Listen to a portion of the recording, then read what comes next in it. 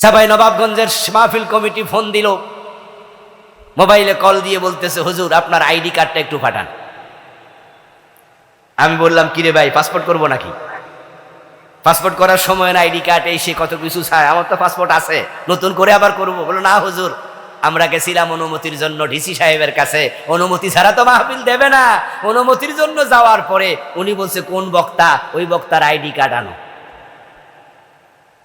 আমি বললাম, তোমাদের এলাকায় আইডি কার্ড জমা দিয়ে মাহফিল করতে হবে, এমন মাহফিলে আমার ঠেকা পড়ে নাই, ডিসির মুখের মাঝে মাইরা দিবা ওই কাগজ, বলবা আমনের মাহফিল আমনের কাছে থাক, এই অনুমতি আমনে লইয়া ঘুমান। গত 15টা বছরে কত জায়গায় মাহফিল বন্ধ করেছে। আবু জেহেলদের সিদ্ধান্তের সাথে এই জালেমদের সিদ্ধান্ত মিলেছে।